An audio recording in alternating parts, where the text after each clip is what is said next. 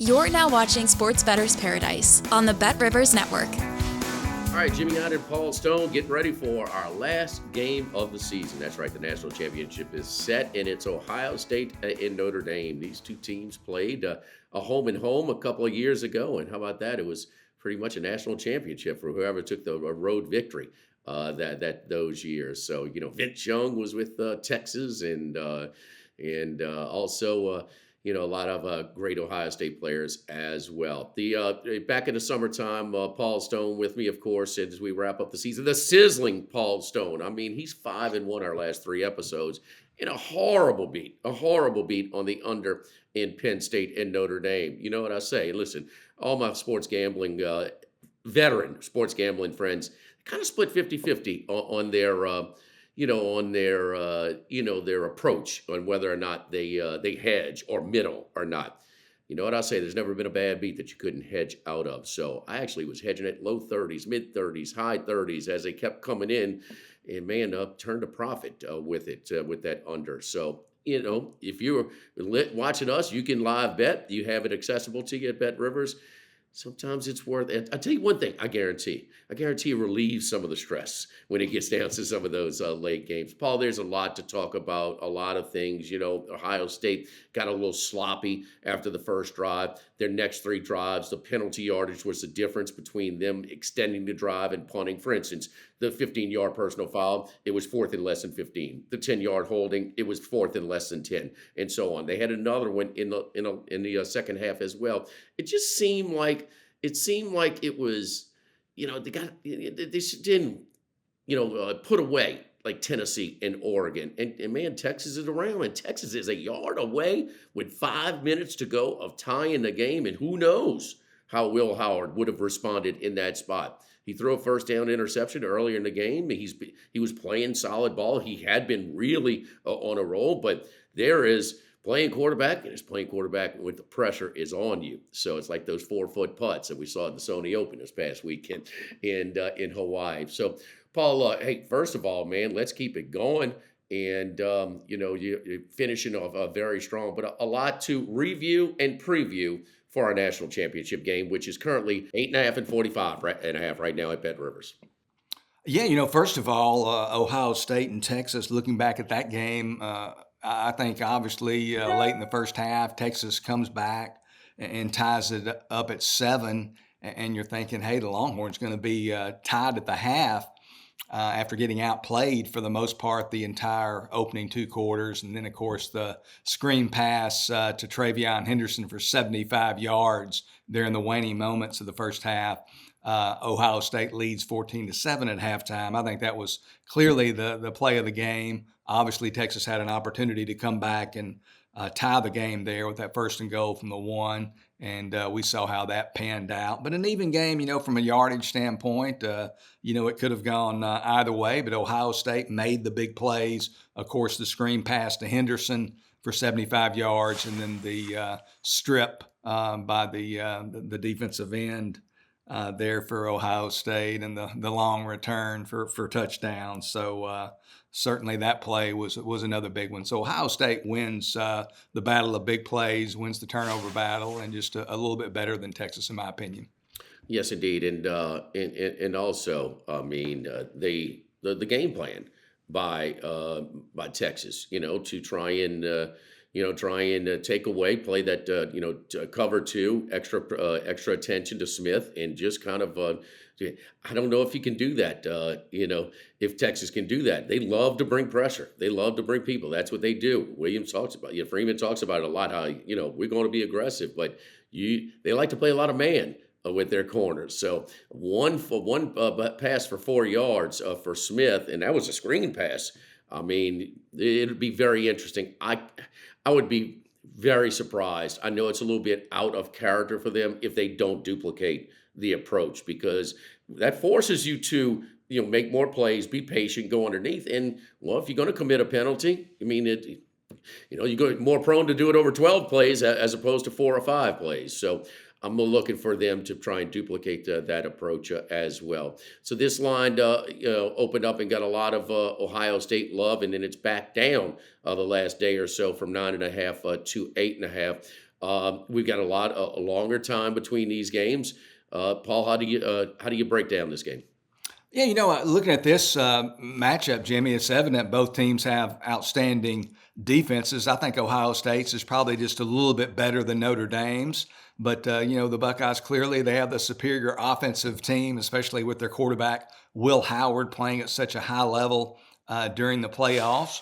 You look at his 3 playoff victories against quality opponents, Tennessee, Oregon, and Texas. Howard, 65 of 88 attempts, so 74% of his passes have been completions, 919 yards in those 3 games, a little over 10 yards per attempt, 10.4 yards per attempt, 6 touchdowns against 2 interceptions. So he's been really solid for the Buckeyes. And although the final score against Texas, obviously somewhat misleading, Ohio State has won all 3 of its playoff games by 14 points or more, so they've really been dominant in the playoffs, averaging 7.5 yards per offensive play, only giving up 4.2 yards per play. Texas actually the only team of the 3 in the playoffs faced by Ohio State to exceed 300 yards in total offense. The Longhorns had 341 yards, 5 yards per play.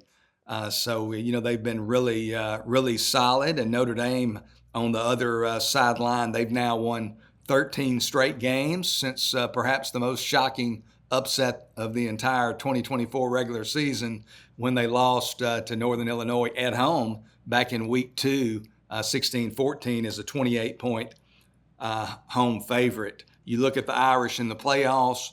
They, of course, had the victories to open the playoffs against Indiana and Georgia. And then in the semifinals this past weekend, they needed a field goal, came from behind actually in the final 5 minutes, and then won the game 27-24 on Mitch Jeter's 41-yard field goal. And I'll say this about Jeter. A lot of times we talk about offense and defense, and we forget to talk about the special teams and the kicking game. But Jeter's really been a critical piece of Notre Dame's success in the playoffs. He came into the playoffs having only hit on 3 of his previous 9 field goal attempts. So much like Texas's Bert Auburn, he was really in a funk. They didn't have anybody to go to. I think it's probably why they didn't look elsewhere. But Jeter's been near perfect in the playoffs. So he's 7 of 8 on his field goal attempts in the 3 playoff victories, including 6 of 6 from 40 to 49 yards. So Jeter's been a really big piece of that Notre Dame success to this point. Now, it's such a big sequence. When Leonard gets banged up, we don't know if he's going to return. He goes to the medical tent, and the backup quarterback, he was the best passer in the game.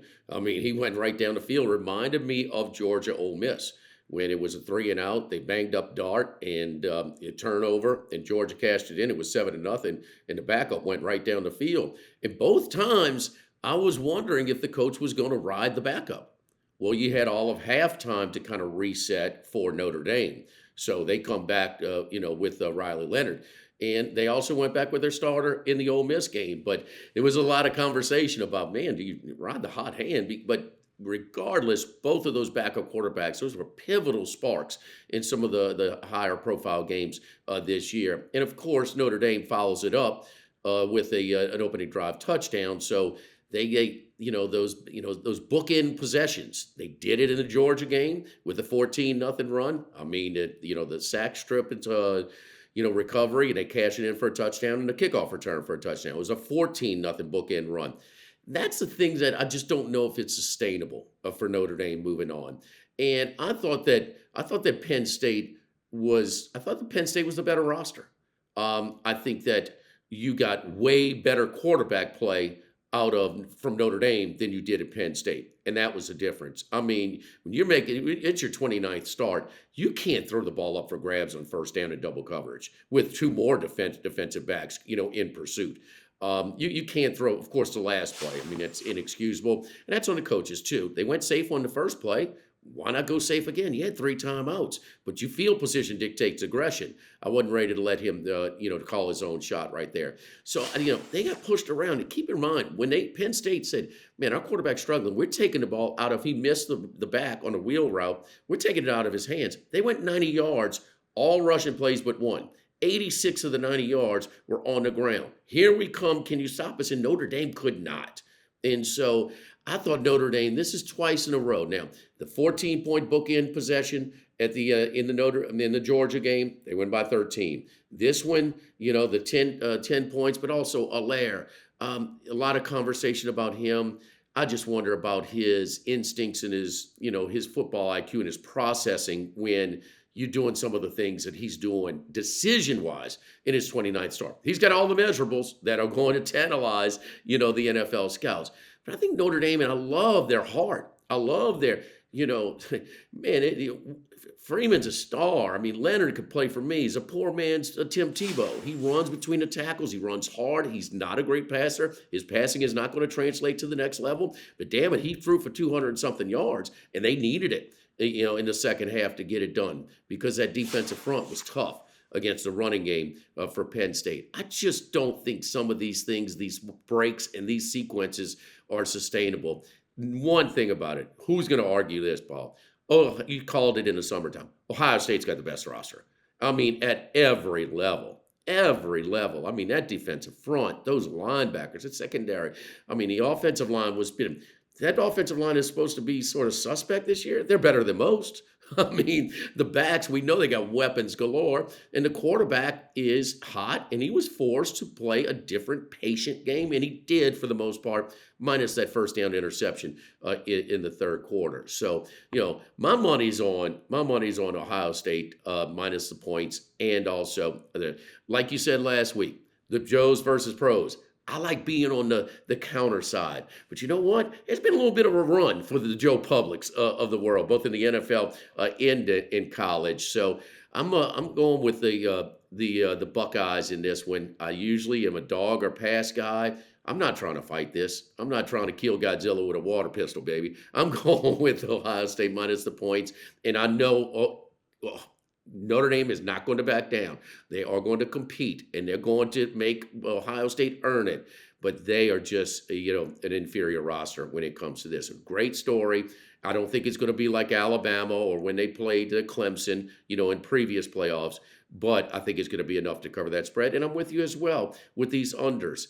Man, that was a tough underbeat in the Penn State Notre Dame game. So before you get to your picks, I want to remind everybody at BetRivers, you can earn a chance at $10,000 in bonus credits with BetRivers prop packs.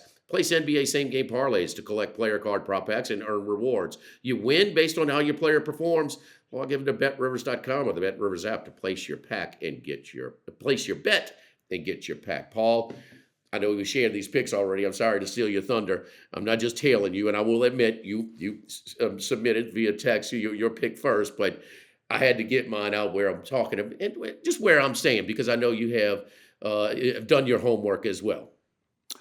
Yeah, I mean, Ohio State, first of all, I want to point this out, just kind of an interesting tidbit. Since college football went to the Bowl Championship Series in 1998, there's been 26 national championship games.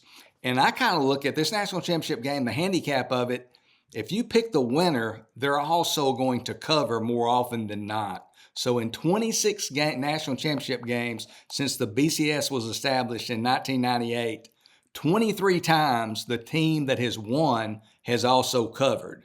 So 23 or 26 times, if you pick the winner, you've also getting the money on the point spread. And I just think Ohio State, like you, is going to win this football game. They just, Notre Dame's got a great defense. That defense can keep them in the game against anyone. Notre Dame, I mean, it's been well chronicled, but we need to mention it. Since late in the 2022 season, Notre Dame, 26-7-1 against the spread overall. So if you've been tailing Marcus Freeman and the Irish, 26-7-1 the last 34, they've made you a bunch of money, and they've been particularly good in the underdog role. 7-1-1 as an underdog, so they have thrived in this role. But I think they rely a little too heavily on that running game. I mean, they got two great running backs in Jeremiah Love and Jadarian Price.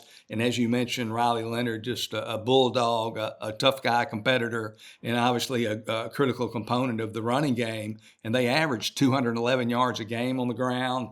average 5.9 yards per carry, which is tops in all of college football. But Ohio State, they defend that run quite well, give up just a little over 90 yards a game, only 2.7 yards per carry allowed. So I think that matchup of team strengths, Notre Dame's running game versus Ohio State's run defense, is going to be pretty much a wash. So it comes down to how successful can Notre Dame be in the passing game against the Buckeyes. They average, Notre Dame, less than 200 yards a game through the air, so just 194 yards. That ranks them 100th in passing yardage.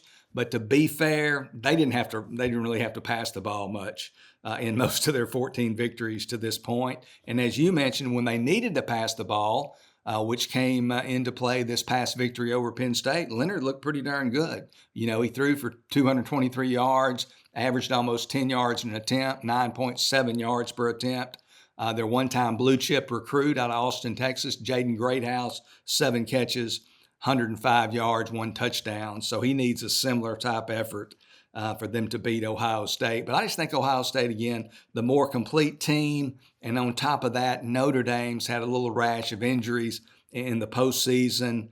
First of all, they lose their top defensive lineman, defensive tackle Riley Mills, against Indiana in the opening playoff victory. Mills, their top sack leader with 8 sacks, 21 quarterback hurries. You take him out of the picture, he's gone for the year. And then they also have a couple of injuries on the offensive line. Their left tackle, Anthony Knapp, hurt in the game against Penn State, will not play against Ohio State. And then their right guard, Rocco Spindler, also suffered an ankle injury. He's questionable. They feel like he's probably going to play, but they're banged up on that offensive line. Ohio State's got more firepower. I like Ohio State minus the 9.5 there at Bet Rivers over Notre Dame.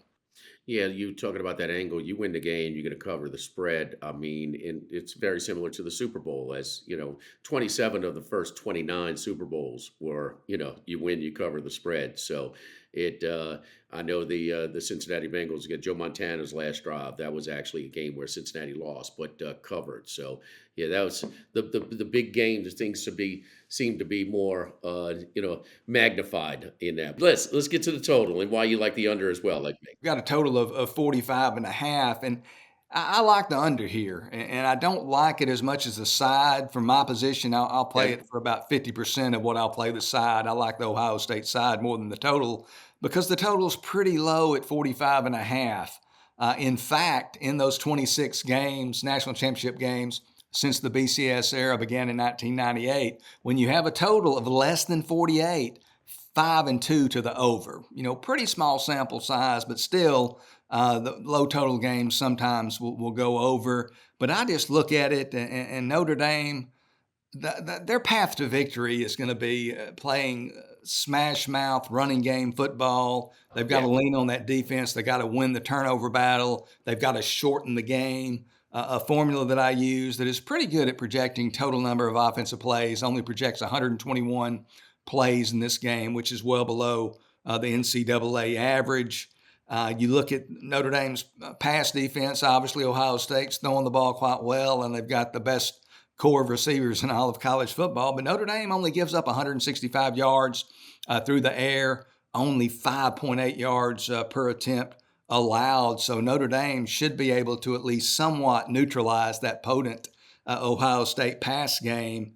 You look at these defenses, and I mean, maybe they're two best in college football, but certainly two of the best. Ohio State leads the nation in scoring defense at 12.2 points per game allowed. Notre Dame second nationally at just 14.3. Ohio State, they ranked in the top 3 nationally in total defense, rush defense, and pass defense, in addition to leading the nation in scoring defense. So they're good at every level. And Notre Dame's the same way. They ranked 7th nationally in total defense, 298 yards a game given up, and again, only 165 yards allowed through the air. Another thing, and one reason some of these low totals in college football will sometimes go over despite not a great amount of offense, is the turnovers and the kicking game and things like that, where points can be generated in the college game. But these teams only average 1 giveaway in the turnover category, each team. So they only average 1 giveaway. So I think the likelihood or the probability of short cheap, touchdown drives or defensive touchdowns for that matter, somewhat diminished there. Notre Dame, again, they got to turn it into a rock fight. So I think that's their best path to victory. So, again, half my position to the side, but I like the under here, under 45.5. I think that, you're talking about shortening the game, and we mentioned a Super Bowl, that Giants-Buffalo Bills Super Bowl, where they didn't have nearly the explosive elements, but they had a very good defense, and that's what Notre Dame has. A lot of their explosive plays this year are their running game. This rush defense is pretty damn stout for Ohio State. These are the number 1 and 2 defenses in the country, scoring defenses in the country. I know we look at yards per snap and things like that a little bit more advanced, but I mean, these are defenses first. When Will Howard was trying to get some traction playing, it was the defense that was doing it for Ohio State so often this year. So, no, that's the constant. And also a little game within the game. The biggest thing to me is that's going to affect the total, and that is if they duplicate what Texas' defensive approach was. If they're going to play cover 2 deep and force them to take underneath, that chews up clock. I mean, that is going to force longer, shorter drives, underneath stuff, keep the complete passes, and it's going to really, I mean, the way they were playing, I'm like, this is tailor-made for an under when we're talking about the Ohio State-Texas game. Notre Dame doesn't normally do that. So, in Freeman's words, we're going to do what we do. Well, if you want to take a little peek early and maybe wait to in-game that total, really look at those safeties, see if they have that same alignment. If Smith is running wild and he's got space, that's not good for the under. If the blueprint's been provided, they can copy it if they want. Football is a copycat sport, always has been, man. They duplicate success. And if they're doing that, that's really going to help the under as well. Great stuff, great season. Let's keep it hot, Paul. Paul's 5-1 with the one is a tough beat on that under in Penn State and Notre Dame. A great season. We appreciate all of our viewers all season long. Well, Jimmy Ott, I'm Paul Stone. Paul Stone, I'm Jimmy Ott. We're all over the place. This is Sports Bettor's Paradise on the Bet Rivers Network.